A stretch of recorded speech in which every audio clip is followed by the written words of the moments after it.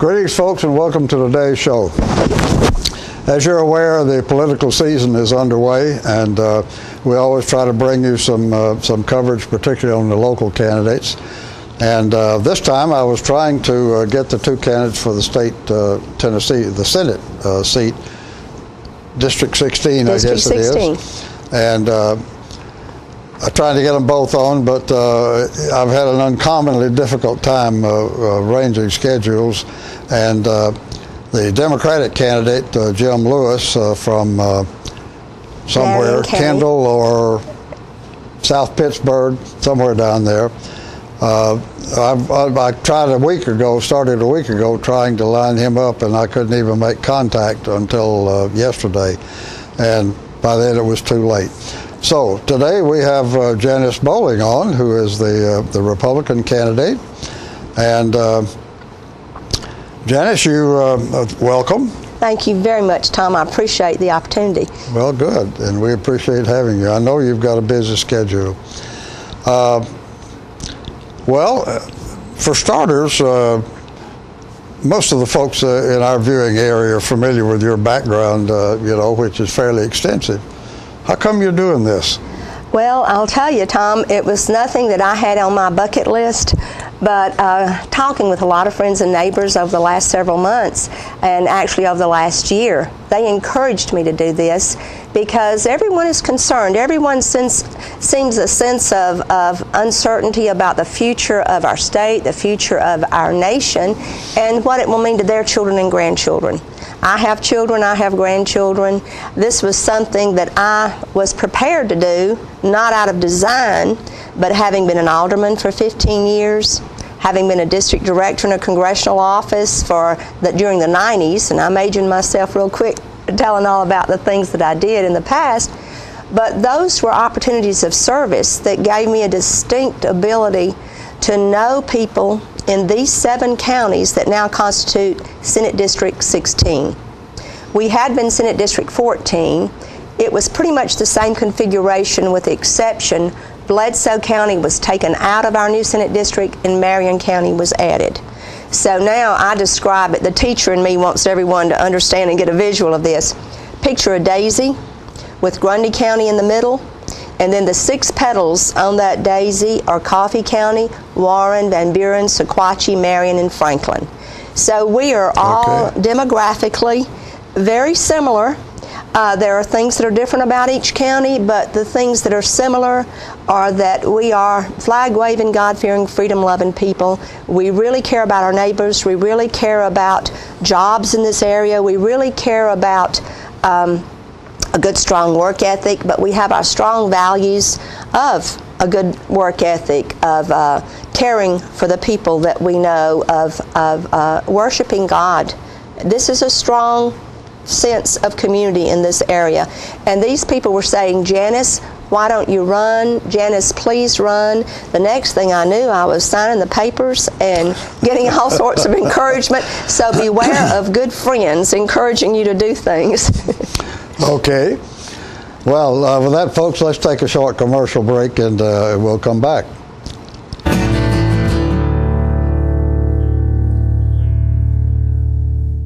The highest standard of trust offers a sense of safety and comfort. It's established over time. You know when you see it. You know when you feel it. There's a standard of trust in healthcare. It's the Joint Commission Gold Seal of Approval. In 2003, Life Care Center of Tullahoma voluntarily achieved this accreditation and maintains it still today. Life Care, meeting a higher standard because residents matter most. This is J.D. Oliver here at the Smokehouse on Mont Eagle Mountain. My sisters Betsy, Nancy, and I'd like to thank you for supporting our family business for over 50 years. Hello, this is Stella Parton, and I am standing here right in the middle of Jim Oliver's Smokehouse restaurant. But you need to come in here. We just got through doing a show. We also have a music scene going on here, and I want to invite you to come down because it is your mountain destination. Music on the Mountain in Mont Eagle, Tennessee. My name's Betsy Oliver. I'm the kitchen manager here. We serve a lot of of ribs and barbecue and fried chicken. Hey, this is Sean Mayer, and I just want to let everybody know to stop in at the Smokehouse if you're ever on your way to Chattanooga or Nashville. They not only have a great gift shop, awesome food, great entertainment on Saturday nights, but beautiful cabins to stay in. Check it out. Make the Smokehouse your mountain getaway destination. Stay in one of our 84 lodge rooms and 20 timber frame log cabins. Look around our trading posts and eat in our delicious restaurant. Enjoy music on the mountain every Saturday night featuring the best of Nashville. Our family hopes to see you this year at Jim Oliver Smokehouse.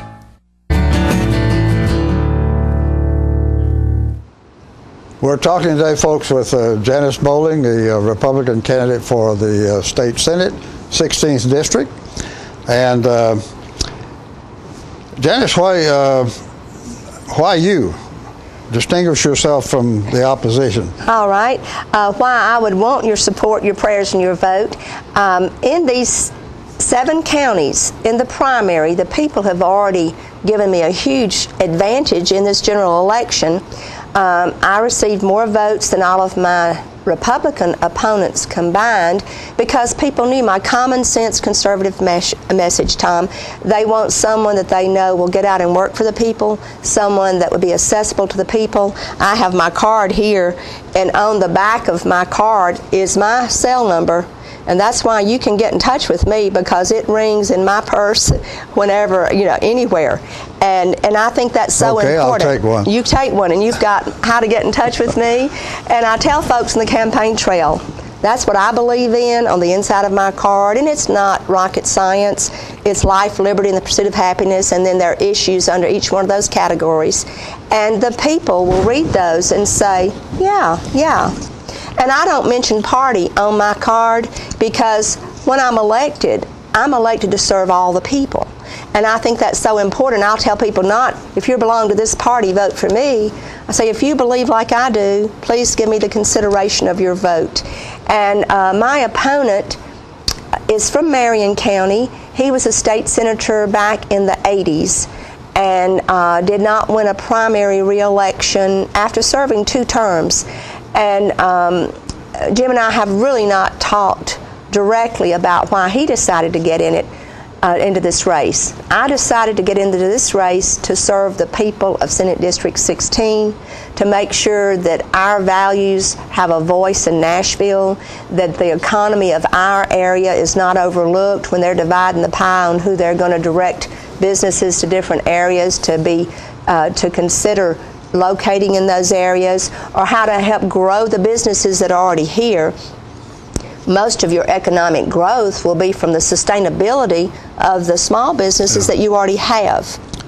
And you gained some familiarity with the district. I mean, we're up on one end of it. Right. You gained some familiarity with the district through an earlier when I ran for Congress, and when I was district director in the congressional office back in the 90s. I didn't have all 7 of the counties, but I had 4 of the counties. And so, well, actually 3 of the counties, because Van Buren, Grundy, Sequatchie, and Marion were part of the 3rd congressional district. But the 3 largest counties are Franklin, Coffee, and Warren, and they were part of the 4th congressional district. And oftentimes, though, I would work back and forth in order to help people if they needed help that we could provide that maybe another office was not able to provide. Plus, as an alderman, I've worked with the state government from one direction, and as a district director in a congressional office, I've worked with the state government from the federal, and I know where the state government should fit into that piece of service to the people, and so the things the state government should do and the things the state government should not do. And sometimes it's equally important for them not to be in our business as much as it is for them to be helping us do the things that we, the people, need help with. Well, that's kind of interesting. What is it we don't need their help with? We don't need a lot of their regulations. For instance, the state we're talking about. The state we're talking about. For instance, in this last legislative cycle, the state decided they were going to fix education. Now, that is a good motivation to do something. If you think, I know how to help education be even better. Unfortunately, some of the things that they used as the fix were probably a layer of bureaucracy that didn't help them to attain the goal. Their goal was noble, and the teachers and the principals and the superintendents, they're glad to have anyone say, yes, we're going to help and assist in areas where they can. But just by creating metrics that came down and there were evaluations that some of the things that were in the evaluations really were not that meaningful, and sometimes the evaluations became just a focus for the teachers, for the principals, for the superintendents. So I traveled in these 7 counties and met with teachers, with principals, with superintendents, and with parents, and with other legislators, and trying to find out what were the good aspects, and there are good aspects to what was done. I don't want to act like everything was wrong, but then there were bad aspects. That was the excessive number of evaluations on teachers that were already shown to be good teachers. An excessive amount of time that the principals were having to use to do this paperwork. That's been the most common complaint of that system. It was, I don't even know how humanly possible. So then you get also a disparity between, believe it or not everybody will take instruction the same way, Tom, or feel have the same integrity in dealing with it. So you might have one school system that's really doing their best to do the letter of the law and make certain, and you might have another school system somewhere else that, hey, we can play this game. Let's just fill in the blanks in order to make a good grade. And so then you had school systems that maybe weren't acting with the same level of integrity, scoring higher than school systems that were really trying to follow what it was that they were being asked to do, whether what they were being asked to do made a lot of sense or not. So those things are being tweaked. I think a lot of changes have already been made. I haven't been privy to all of them, obviously, as a candidate, but that is one thing that I will become involved with as the state senator, should I earn the opportunity to serve. What areas, and we can't go into detail, but basically, what would you like to see changed? What kinds of things? Teachers to be allowed to teach. I like for when you hire a teacher, the principal and the superintendent and the school board at the local level have the responsibility to be good stewards of those local dollars and some state dollars. But the fallacy that the federal dollars really help, we send $1 to Washington and might get back a dime. Since we have had the federal Department of Education, actually the performance has gone down, and the sense of satisfaction with teachers and the sense of appreciation from parents. Somehow the farther away the authority, the less satisfaction there is at the local level. So I would like there to be more local control. I would like there to be more welcoming of parental involvement. I would like teachers to be rewarded that are doing good, and principals know who their good teachers are. Superintendents know who their good principals are. But at the end of the day, how do all the rest of us who are not in the middle of the school system, how do we measure whether or not we're getting a good job done? You'll see the graduation rates, the students who go on to not necessarily to college, and I think that's been one of the fallacies, that everybody should go to college. Not everybody needs to go to college or wants to go to college. We need to have more technical training centers in this area. We have a lot of automotive industry in this area that's good paying jobs, and there are people who are skilled technically who maybe don't want to spend 4 years in a college but absolutely would excel in a technology training center, and then go on to be very productive and people who enjoy life and enjoy what they're doing. So I think that we've got to move away from everybody's supposed to go to college into saying, how are we providing for every student, whether they're more technologically inclined or whether they're wanting to do more academics or whether they're going into the STEM. You know, we just had a conference 1st of September with science, technology, education, and mathematics. Those are areas that we need to get more emphasis on. The governor has been allowing workshops or having workshops to help teachers, I think, in mathematics and science to really get more in-depth knowledge in their subject area. So it's a complex issue. Everybody wants education to be better. The final analysis, it's going to be the parent making sure they have an expectation that their child is going to do well in school, and the teacher having that passion to teach and being allowed to teach, and the superintendent and the school boards having the local oversight to make sure that they are fiduciary responsible for the stewardship of the tax dollars that they have been entrusted with. Okay. That's a big bite, so let's take a short commercial break, folks, and we'll go some more.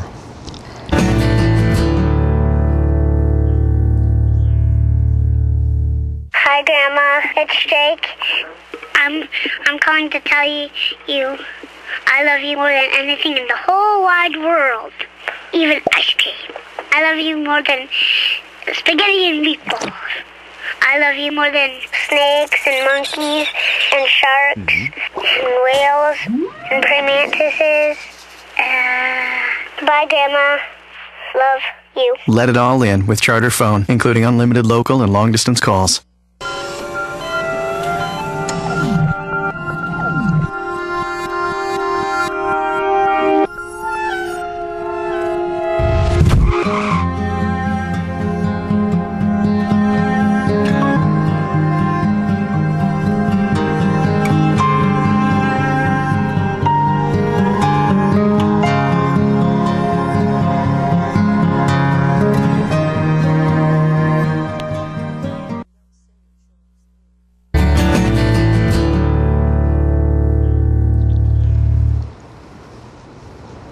We're back, folks, and we're talking today with Janice Bowling, who is the Republican candidate for District 16 Senate seat in Tennessee. And we made a great effort to get the Democratic candidate on, and somehow the schedules just never could come together. So here we are. Well, Janice, let's talk some about jobs. Seems to be the big topic everywhere, especially at the federal level. How do you think we're doing? Are we doing the right things, and there's some things we should be doing better? Tennessee, with the balanced budget, that's an important thing. There's in our state, you know, that's a good starting place, that we are living within our means as a state. But then what we need to do also is to make certain that states are there to assist with infrastructure needs, to make sure that every business has that ability to start at the same place. You can't guarantee they're all going to end at the same place, but you want to have those incentives for people to locate, but more importantly for existing businesses to grow. So whether you're talking about no state income tax, which is very important to draw people into Tennessee who want to work, who want to produce, and businesses want to locate. That's one of the reasons they like to locate here, because that makes the dollars they pay their employees actually be real dollars and not a lot of it being taken away by the state. So you don't want to tax production, but in Tennessee, one thing I think we could do, because one retired couple is equal to 3 manufacturing jobs, we could go ahead and eliminate the Hall income tax. The Hall income tax right now is causing a lot of people who are living on the proceeds of their retirement investments to look at going elsewhere, because they weren't taxed through their production years, but now in their retirement years they're getting that tax. Yeah. And Florida is looking better and better to some of them. Hitting interest and dividends on when the only thing they're living on is the interest and dividends. Is the interest and dividends. And actually for those that people come from saving all during the years they were working. You are taxing responsible behavior. Yeah. And that's not good. And so rather than do that, and it's a minimal amount of the state's overall budget, so I think for the benefit added, if you had more retired couples who had those kinds of investments, that they had been responsible in those years of their lives, guess what? They're going to be responsible as senior citizens as well. They'll be productive in your communities. They'll be offering to volunteer in schools. They'll be in civic clubs. They'll be part of your churches, and they'll be spending money. They'll be buying services. So those are the kinds of people we want in the state of Tennessee. I think that's one thing that would be good, would be to eliminate the Hall income tax. Okay. We touched on there's a subject in connection with these the last two subjects that we've talked about that I'd like to look at a little more, and that is the fact that there is more and more evidence that there are jobs out there that we don't have people trained for. That's true. So somehow or other we're not doing a good job of projecting where the jobs are going to be, and trying to make sure that the training is headed in that direction. I don't know if you have any thoughts on that. And I do. You did mention that we should have more technology training centers, right. and I would certainly agree with that.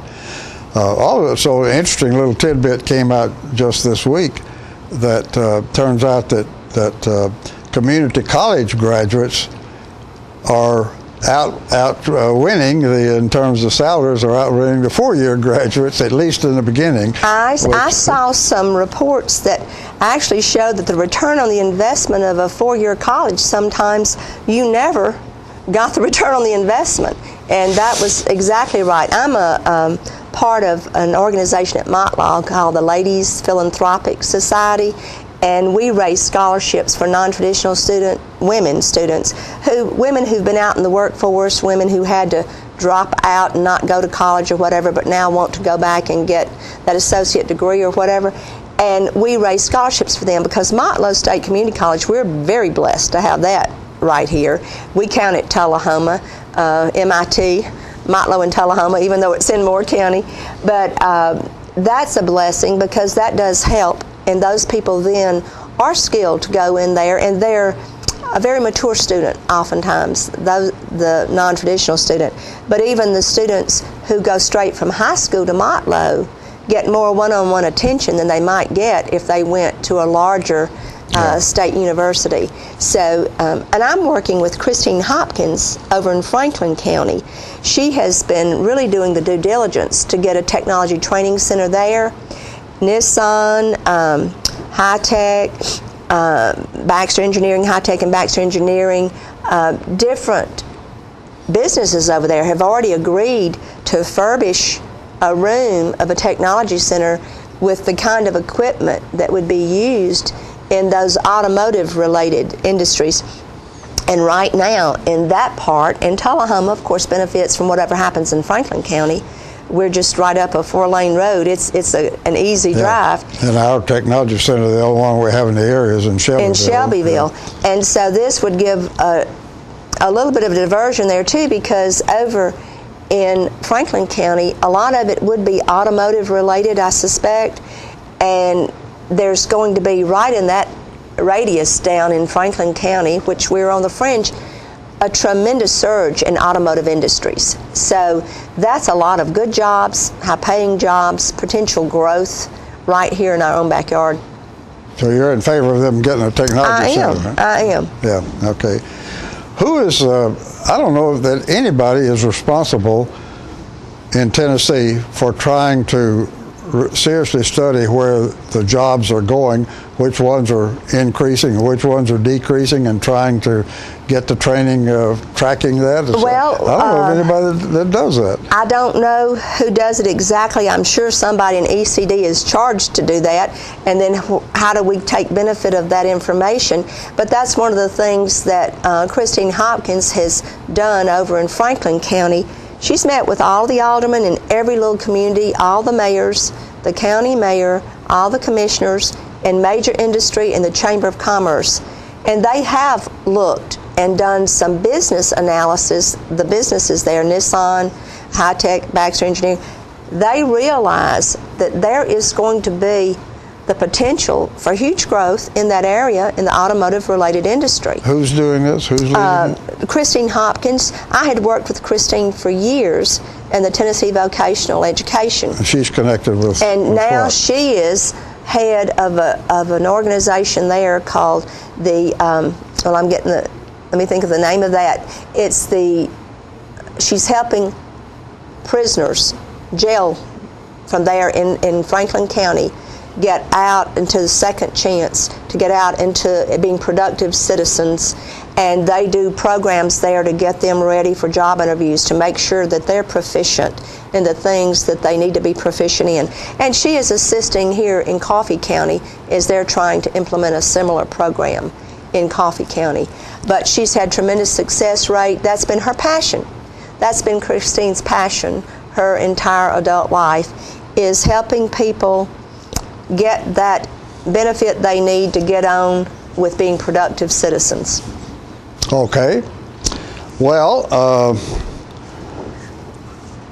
let me ask you a loaded question, and you've got 15 seconds to answer. Oh, okay. Is there room for a moderate Republican in Tennessee? I think that when you're serving all the people, there have been too many labelings on either side of the aisle and too much posturing. Moderate in Tennessee, what does that mean in Tennessee? I think a moderate in Tennessee is probably more conservative than a moderate in New York or a moderate in California. Yeah. But I think what we need, and that's why I say our values, our voice, our vote, is because we need to be in touch with the people, kind of eliminate some of the labels, and just do the work for the people, to do the business of the people. Well, that, folks, we've got to take a short break and wrap up.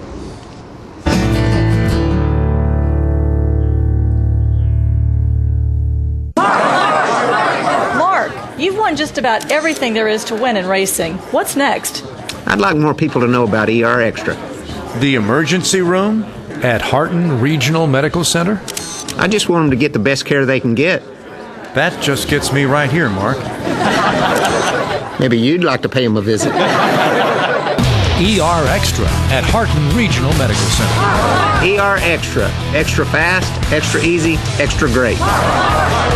Get your news first, fast, and free with your news leader on 6 every Tuesday, Thursday, and Saturday nights at 6, 8, and 10 p.m. Local weather, sports, community calendar events, and a comprehensive look at the latest news stories and news makers as only a video news broadcast can do. Get it first, fast, and free with News Leader on Channel 6, your local information network.